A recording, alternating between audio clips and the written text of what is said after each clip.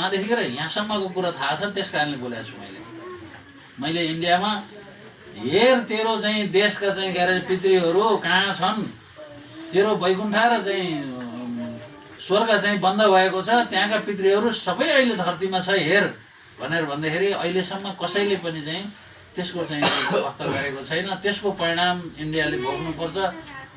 इन्डियाको खुट्टामा चाहिँ बन्चारो लागिसकेको छ, मैले देखिसकेको छु। त्यो चाहिँ त्यसले परिणाम भोग्दै जान्छ। हेर्नुहोस्, नेपाल भनेको देवभूमि हो। देवभूमि हडापेर चाहिँ गएर चाहिँ अखण्ड भारत बनाउने जुन सपना छ त्यो कहिल्यै पुरा हुने छैन र कालान्तर भविष्यमा चाहिँ गएर दक्षिण नेपाल हुनेछ र विशाल नेपाल भएर बस्नेछ। यो कृपा जगत जनानी आदिशक्ति परमेश्वरीको कृपा हो।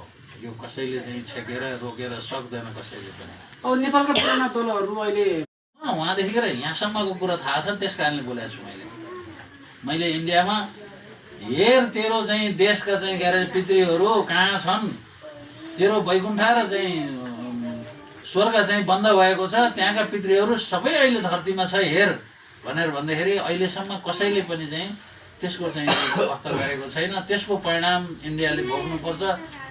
इन्डियाको खुट्टामा चाहिँ बन्चारो लागिसकेको छ, मैले देखिसकेको छु। त्यो चाहिँ त्यसले परिणाम भोग्दै जान्छ। हेर्नुहोस्, नेपाल भनेको देवभूमि हो।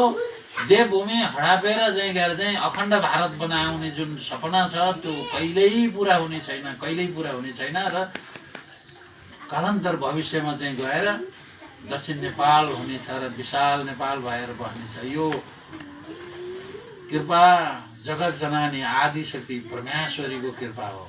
यो कसैले चाहिँ छेकेर रोकेर सक्दैन कसैले पनि। अब नेपालका पुराना दलहरू अहिले